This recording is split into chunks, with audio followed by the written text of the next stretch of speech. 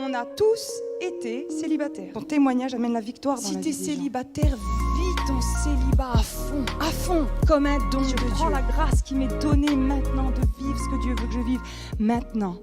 Le Seigneur avait déjà commencé à travailler le cœur de mon mari et moi, de Pierre et moi, parce qu'on avait remarqué que c'est un sujet dont on ne parle pas beaucoup dans les églises. Je ne sais pas pourquoi, je sais qu'il y a beaucoup de séminaires famille, vous avez déjà entendu parler de camps famille, de séminaires famille, on va créer des colonies de vacances pour les enfants, il y a énormément de livres écrits sur les couples, comment vivre son couple, comment choisir son époux, ça il y en a, mais c'est toujours tourné vers le fait de la famille, chose qui n'est pas mauvaise puisque Dieu a créé la famille, amen. On est d'accord, ça c'est très très bien. Mais les études ont montré que 35% de nos églises sont faites de célibataires. Vous êtes là ce matin ? Ouais. Alors le numéro 06 30, non je sais quoi. Voilà, donc repérez-vous les uns et les autres, les célibataires. Ça veut dire qu'un tiers des églises sont des gens célibataires. Dans célibataire, le terme biblique dans la Bible, ça peut être quelqu'un de veuf, de divorcé, de jeune, de moins jeune, avec enfant, sans enfant. Le terme biblique d'un célibataire est quelqu'un qui n'est pas uni par le lien sacré du mariage. Donc, ça fait du monde. On est d'accord ? Ça fait quand même beaucoup de personnes. Parce que des fois, célibataire, on met une tranche d'âge, puis on se dit, il est célibataire, puis il va trouver quelqu'un, et voilà. Non, c'est quand même large. Vous pouvez avoir quelqu'un de 70 ans qui est célibataire. Papa. Bon, lui, je l'ai dit officiellement, je le garde. Je le garde, mon papounet. Je lui ai déjà dit, reste avec moi, papa. Si tu as besoin de câlin, je suis là. Voilà. Bon, je sais ce qu'il a envie, d'ailleurs. C'est ce qu'il dit. C'est ce que Dieu lui dit. Papa, on est d'accord. Donc, du coup, les célibataires, ça fait une population de l'Église quand même importante. Et en plus de ça, c'est pas la norme, c'est pas à la mode dans notre société. Vous êtes d'accord ? Vous avez des vacances toujours offertes pour 2 personnes. Vous payez moins d'impôts si vous êtes plusieurs. Si tu es tout seul, tu payes plein pot tes impôts. Nous, il y a plein de célibataires qui viennent voir mon mari et qui disent « Mais qu'est-ce que je donne quand on est célibataire ?» Voilà, vous n'avez qu'une part. Et il y a plein de choses comme ça où on se rend compte que la personne célibataire, franchement, c'est pas évident pour elle dans l'église, parce que dans l'église, on prône la famille, avoir des enfants, c'est de Dieu, s'aimer, puis on dit Christ, il aime l'église comme une épouse, et tout tourne autour de la famille. Puis après, quand ils vont dans le monde, t'as quelqu'un, t'as déjà, excusez-moi le terme, tiré ton cou, des trucs. Vous voyez, c'est comme ça. On va parler cru, mais c'est comme ça. Si on dit pas les choses réellement dans l'église, c'est pas juste non plus. Donc on se dit, est-ce que tu as fait ton... Voilà, donc on se retrouve avec une population de gens qui finissent par se dire, mais alors qu'est-ce que la Bible, elle dit du célibat ? Amen. La bonne nouvelle, c'est qu'on a tous été célibataires. Tu n'es pas né marié, même si tes parents t'ont promise à je sais pas qui, à ta naissance, tu n'as pas été marié à ta naissance. Et si c'est le cas, c'est mal, c'est mauvais et c'est pervers. Et ça se brise aussi. Les promesses faites dans les familles, des choses comme ça, spirituellement, il faut les briser. C'est des malédictions, c'est important. C'est important. Donc, ce qui est chouette, c'est que tout le monde n'a pas été marié, mais tout le monde a été célibataire. Ça veut dire que c'est une bonne chose. On est célibataire. Il y a quelque chose de bon là-dedans. Amen. Amen. Bibliquement, il n'existe que 2 statuts. Marié ou non marié. Il n'y a pas d'entre-deux. Ça, c'est important dans le monde dans lequel on est aujourd'hui. C'est-à-dire que la Bible ne reconnaît ni le concubinage, même les fiançailles peuvent être rompues. Joseph, quand il apprend que Marie est enceinte, vous vous rappelez, il veut briser ses fiançailles, parce qu'il est un peu... Voilà. La colocation n'est pas dans la Bible. C'est important de le dire. Quand tu te maries, tu vas changer de statut, tu vas créer un foyer avec quelqu'un et tu vas partager le toit, la sexualité, les finances, tout. Mais il n'y a pas d'entre-deux. Et ça, c'est important parce que ça crée des situations pas saine ou alors de la confusion. C'est-à-dire que quand on est en concubinage ou des choses comme ça, on dit qu'on est avec la personne, et vous l'êtes certainement s'il y en a qui le sont. Mais le problème, c'est que c'est le mariage qui spirituellement valide la chose. Donc, qu'est-ce que ça veut dire? Il y a une couverture spirituelle sur ton union. Et si tu n'es pas marié, cette couverture n'existe pas. Et parfois, on se retrouve avec des gens qui demandent à Dieu certaines bénédictions réservées à la famille, mais si tu n'es pas marié, Dieu n'a pas à bénir ton péché. Vous voyez ce que je veux dire? C'est important, parce que maintenant, vous êtes d'accord qu'on a bafoué la famille complètement, hein?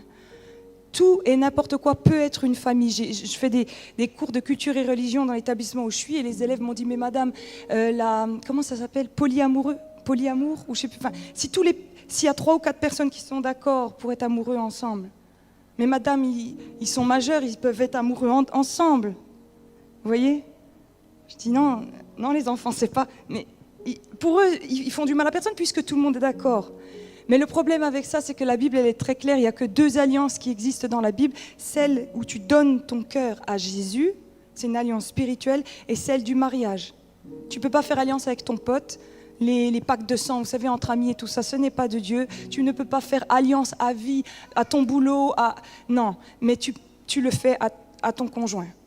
Donc tout ce qui est en dehors de ça n'est pas reconnu par Dieu, mais c'est énorme que ce ne soit pas reconnu par Dieu. Ça veut dire que Dieu, quand il va te voir, il te voit toi, mais il ne te voit pas avec la personne avec qui tu es. Alors que quand tu es marié, il dit que vous devenez une seule chair. Et Dieu va prendre le couple ensemble et va travailler ensemble. Mais nous, on est là et on se bagarre alors qu'on vit en concubinage, puis on se dit, je vais peut-être réussir à le traîner dans le christianisme. Non, la première chose spirituelle que tu peux faire pour que le conjoint avec qui tu es dans le concubinage se convertisse, c'est de te séparer du concubinage. C'est fort ce que je dis, mais c'est biblique. C'est-à-dire que spirituellement, tu le libères du péché. Et donc la bénédiction peut venir. Mais la Bible, elle dit que Dieu n'est pas l'auteur de la confusion. Le problème, c'est qu'on va avoir de la confusion, puis après, on veut injecter Dieu là-dedans, et c'est pas bon. Et le témoignage, qu'est-ce que pense? Vous voyez, qu'est-ce qu'on donne comme témoignage? C'est important, la Bible, elle nous dit qu'on est victorieux par le sang de l'agneau et la puissance du témoignage. Ton témoignage amène la victoire dans la vie des gens. Et le sang de l'agneau, c'est même pour nos enfants. Hein. Vous savez, pour nos enfants, c'est important. Mes parents, ils n'ont pas passé leur vie à me dire il va falloir que tu te maries, tu verras, je te prépare au mariage. Non, eux, ils vivaient un mariage normal et ça m'a influencé. Ok, c'est important, c'est en vivant quelque chose de normal que nos enfants le voient. Alors du coup, dans la Bible, les gens vont se demander, mais alors, qu'est-ce que la Bible va vraiment dire du mariage? Vous savez ce que le Seigneur m'a dit en préparant pour tout ça, et j'ai fait des recherches et c'était le cas. Vous êtes d'accord qu'on parle de gens mariés dans la Bible? Et il y en a, ils font n'importe quoi. Vous êtes d'accord, David, il va tromper sa femme. Hein, il va même prendre une autre femme, il va tuer le mari de cette femme pour s'assurer. Bon. Abraham, lui aussi, à un moment donné, il ne peut pas avoir d'enfant. Il dit, je vais prendre la servante. Bon, il fait des trucs. Mais les célibataires dans la Bible qui servent Dieu sont des super personnes qui ne font pas des choses mauvaises. Et elles sont vraiment honorées dans la Bible. Jean-Baptiste, Élie, Élisée, Daniel, Paul. Dites-moi, trouvez-moi un verset qui dit qu'ils ont fait quelque chose de mal. Pas un verset. C'est des gens célibataires qui servent Dieu, qui ont vraiment aucune dérive dans leur vie grave, on va dire, ou morale. Okay? Quand je dis Élie, je parle de Élie, le prophète, pas le sacrificateur. Okay? Le sacrificateur, c'est celui qui a eu des enfants, vous savez, qui a dévié. Je parle bien du prophète Élie. Le prophète Élie, ou Élisée, ou Daniel, ou Paul, ils vont avoir une vie qui vaut le coup et ils ne dérapent pas. Donc, les personnes citées dans la Bible comme célibataires sont des personnes qui valent le coup, qui ont quelque chose, quoi. Et ça, c'est important parce que des fois, on peut avoir l'impression que celui qui est célibataire, si ça fait tant de temps qu'il est célibataire, c'est peut-être qu'il a un problème. Ou si ça fait tant de temps qu'il est célibataire, peut-être qu'il est maudit, ou peut-être ça ne se fait pas. Pas forcément. Puisque les gens cités dans la Bible officiellement comme célibataires sont reconnus comme des super personnes. Amen. Et ça, c'est important parce que si jamais il y a des choses dans la Bible qui ne sont pas normales, elles sont citées comme pas normales. Et donc, on va avoir un seul vrai passage dans la Bible qui va parler du célibat, et c'est celui-là qui pose énormément de questions, et j'aimerais qu'on l'étudie ce matin, c'est dans 1 Corinthiens 7, où Paul il va parler du célibat de façon, ça part dans tous les sens, parce qu'il parle du célibat, des veuves, des mariés, il repart des mariés, il repart du célibat, il dit les vierges, il dit, et quand les gens lisent, vous lisez 1 Corinthiens 7, c'est pas évident, mais en fait, quand on le lit avec le Saint-Esprit, c'est très logique. Amen. Donc il y a un chapitre qui était rien que pour vous. Les études ont montré qu'à partir de l'âge de 25 ans, les gens disent commencer à vraiment ressentir le besoin de se marier. Alors il y en a, c'est plus jeune, c'est vrai, il y a des filles, elles ont toujours rêvé de ça, avoir une famille et tout. Mais quand j'ai lu l'étude, 25 ans, c'était le désir profond. À un moment donné de dire, maintenant je cherche vraiment à me marier. Voilà. Avant, on ne se met pas autant de pression. Mais à partir de 25 ans, voilà, les gens avaient plus envie. Est-ce qu'on peut prendre 1 Corinthiens 7, du verset 6 à 8 ? Alors, c'est Paul qui parle. « Or, je dis ceci par indulgence, non comme un commandement. » Alors ça, c'est important. C'est parmi les seuls passages dans la Bible où il est dit... Alors, vous êtes d'accord que ça, c'est la parole de Dieu, hein ? On est d'accord. Ben, c'est parmi les rares passages qui va dire clairement... Là, maintenant, ce n'est pas parole de Dieu qui parle, c'est Paul la personne. Tout le reste de la Bible, c'est que Dieu qui parle, inspiré par le Saint-Esprit. Mais inspiré par le Saint-Esprit, Dieu va lui dire, Paul, là, je vais te demander de parler en ton nom. Donc, il parle en son nom, c'est-à-dire qu'il n'en fait pas une règle, ok ? C'est important pour la suite. Donc, non comme un commandement, on peut avoir la suite, pardon. Mais je voudrais que tous les hommes fussent comme moi. Et lui, il était comment ? Il était célibataire. Toutefois, le toutefois dans la Bible, c'est le même passage que vous retrouvez quand il est marqué que la femme ne peut pas enseigner ou alors que la femme doit se taire dans les assemblées. Il y a des toutefois juste après. Qu'est-ce que ça veut dire toutefois ? Cependant, ça veut dire mais, non. Ok ? Donc, cependant, chacun a son propre don de grâce de la part de Dieu, l'un d'une manière et l'un de l'autre. Alors, Paul, en fait, il est en train de dire quoi ? Il est en train de dire « Je suis célibataire, je suis trop content. » Et il parle en son nom. Par contre, il est d'accord où il va dire « Mais par contre, il y a une grâce qui est donnée aux célibataires et une grâce qui est donnée aux gens mariés. » Est-ce que vous êtes d'accord, les gens mariés, qu'il faut de la grâce pour être dans un mariage ? Le nombre de têtes qu'on fait. D'un coup, il y a eu une vague. Il faut de la grâce pour être célibataire. Il faut de la grâce pour être marié. Et il y a des onctions particulières pour chaque appel. Et ce que Paul il dit, moi je suis trop content dans la situation dans laquelle je suis. Et en même temps, il a envie que vous qui êtes mariés puissiez dire, je suis content dans la situation dans laquelle je suis. Amen ? Oui, amen. Elle aime son homme. Mais amen, ça fait du bien ça, des femmes qui aiment leur homme. Mais c'est important parce que sinon, avec ce genre de passage, on a fait croire aux gens que le célibat était mieux que le mariage. Vous connaissez ces passages où on a souvent dit aux gens, parce que Paul il dit je veux que vous soyez comme moi. Alors les gens disent ben voilà, en fait le mariage, le célibat c'est mieux, mais moi j'aime pas mon célibat, je suis pas bien dans mon célibat, je souffre de mon célibat. Et ce verset, c'est ce que ça fait aux célibataires. Ce verset, il est insupportable parce qu'ils se disent viens pas me dire que c'est mieux que d'être marié parce que moi j'ai envie d'être marié. Et puis Paul, je m'en fiche de sa vie, moi je veux être marié. Eh bien vous avez raison, parce que Paul il avait une grâce, donc il est content. Quand tu as la grâce d'être célibataire, tu es content d'être célibataire. Et si tu ne sens pas une grande joie dans ton célibat, c'est parce que c'est pas forcément ce à quoi Dieu t'appelle à vie. Par contre, le terme exact, et là ça va être important, en grec, dans le fait de... Est-ce qu'il y a la suite du passage, pardon ? Est-ce qu'on peut mettre la suite ? Ouais.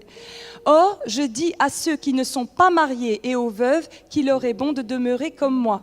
Alors, dans le terme qu'il est bon, c'est-à-dire, c'est une grâce donnée à un moment présent. C'est-à-dire que tu n'es pas forcément appelé à être célibataire à vie. Il dit, c'est bon de demeurer comme moi, c'est-à-dire comme moi, content dans ma situation actuelle. C'est très important, parce qu'il y a des gens, beaucoup de célibataires qui viennent et qui nous demandent est-ce que je suis appelée au célibat à vie ? Et je dis, écoute, dans la Bible, il n'existe pas un terme qui te dit que tu es appelé au célibat à vie. Paul, il va leur dire, je prie que tu aies la grâce et la même joie que moi maintenant dans ta situation. Amen. Et tu sais quoi, et quand tu seras marié, tu auras la même joie et la même grâce dans ta situation.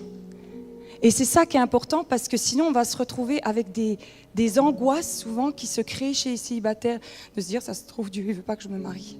Ça se trouve Dieu, il ne veut pas. Ben, je vais te dire, si tu pensais ne pas devoir te marier, tu ne te poserais même pas la question parce que tu aurais la grâce de ne pas te marier. Vous voyez ce que je veux dire? Dieu aurait donné cette grâce. Et d'ailleurs, je pense que vous avez déjà rencontré des célibataires happy. Alors, mon papa, il est d'accord que je prenne son exemple. Il est veuf, mais aujourd'hui, il ne souffre pas du célibat, on est d'accord? Souffre pas je prends une personne de confiance qui accorde que je parle en son nom, d'accord?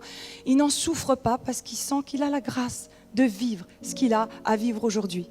Et j'ai aimé, il y a une dame qui avait dit une phrase, je l'ai marquée, je suis mariée aujourd'hui et c'est un don, c'est une grâce. Et je m'attends à ce que Dieu me donne la même grâce du célibat si un jour mon conjoint devait partir. Je vivrai continuellement dans sa grâce. Magnifique, ouais, magnifique. Et je le crois. Je crois qu'il y a une onction pour les célibataires et il y a une onction pour les gens mariés. Maintenant, on va parler du fait, qu'est-ce qui se passe si vraiment il y a la grâce, s'il y a vraiment l'onction pour que tu sois célibataire, alors pourquoi tu souffrirais peut-être de ton célibat ? On en parle, ça vous dit, parce qu'on ne va pas ignorer, il n'y a rien de pire que de faire un prêche à des célibataires en disant mais c'est la grâce et c'est la bénédiction des célibataires et les laisser comme ça, alors qu'eux, ils ont le désir de se marier. Amen. C'est important. Mais ce que veut dire Paul là, c'est juste qu'il dit, moi je suis content et je souhaite que vous soyez contents dans votre temps présent. Et c'est important parce que je vais vous expliquer. Le diable, c'est un voleur. C'est pour ça que Dieu se fait appeler « Je suis ». Now, maintenant. Le diable, il te fait toujours regarder à ton passé tes erreurs ou il te fait angoisser de l'avenir. C'est pas vrai? Puis tu loupes toujours aujourd'hui.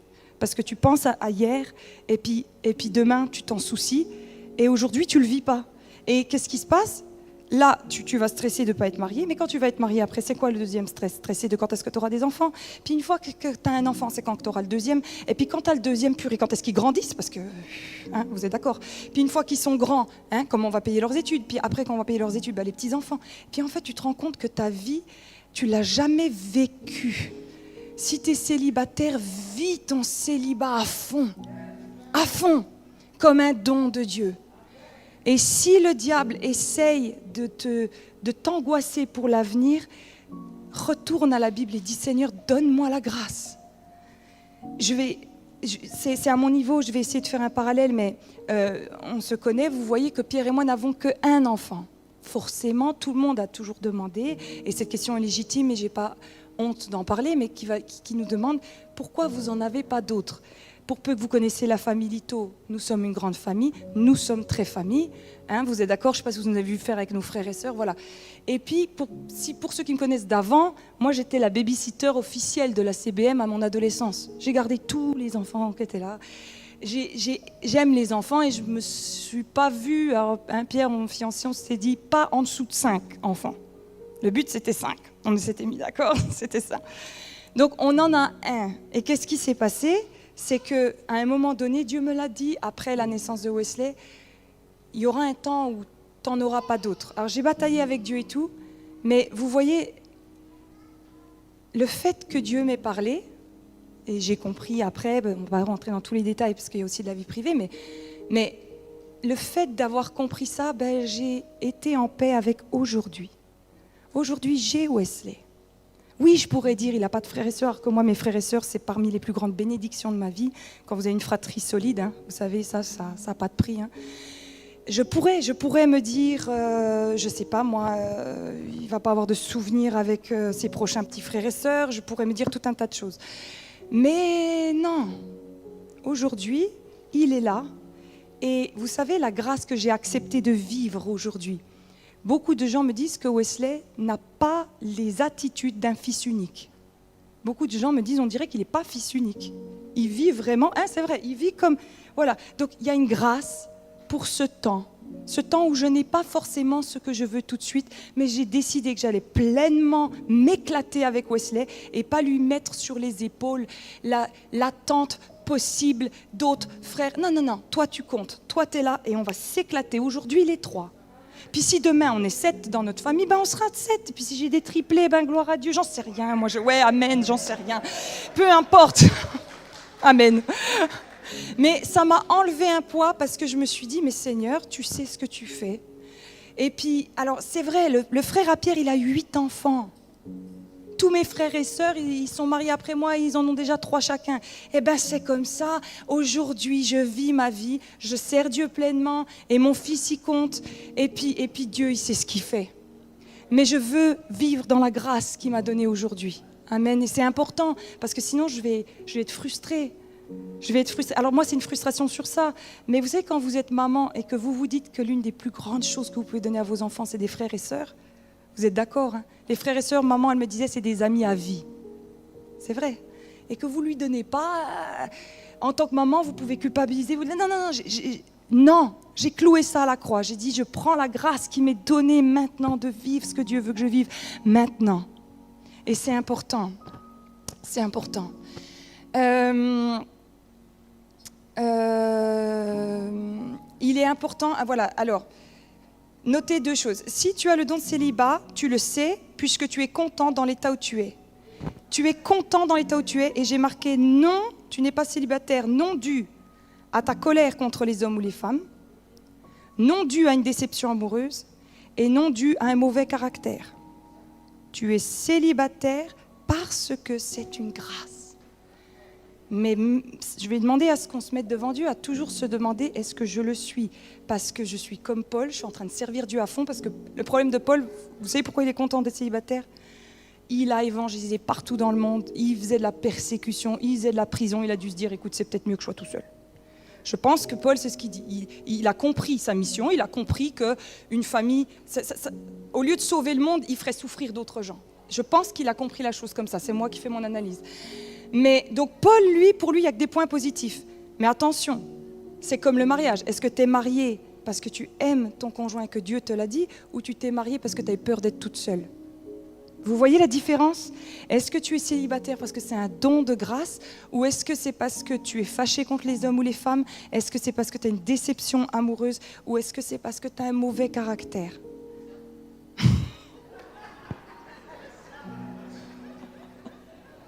En plus, elle le dit d'un ton, c'est ça, mauvais caractère. On t'aime tellement. Alors elle vous boosterait une église. Hein.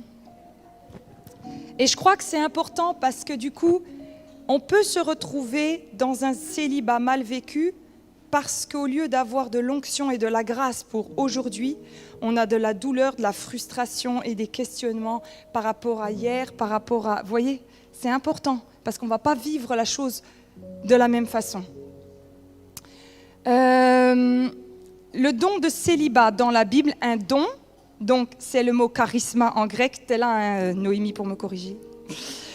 C'est une grâce pour aujourd'hui, qui est donnée aujourd'hui, et la définition même, c'est une grâce dénotant de pouvoir extraordinaire, nous rendant capables de servir. Un don, le don de célibat comme le don de mariage, c'est quoi? Bibliquement, la bonne définition, c'est une grâce détenant des pouvoirs extraordinaires. Si tu es marié, il y a une grâce, Dieu va te donner un pouvoir extraordinaire. Des fois, il y a des femmes, elles vivent dans des foyers, je ne sais pas comment elles font, je crois que Dieu leur donne une force incroyable. Donc, donnant des pouvoirs extraordinaires, nous rendant capables de servir. Ton célibat, il n'est pas fait pour que tu deviennes égoïste, il est fait pour que tu serves. Et ton mariage, il n'est pas fait pour que monsieur passe son temps à te dire combien t'es belle et puis qu'il t'amène le petit déj au lit ou quoi. Le mariage, pourquoi vous rigolez? Ah, tu lui donnes le petit déj au lit? Ah, bon, c'est beau ça. Non mais c'est fait pour servir. C'est fait pour servir. C'est-à-dire que toutes les personnes, comme je vous ai dit, célibataires dans la Bible qui sont citées et qui vont bien, ce sont tous des gens qui servent.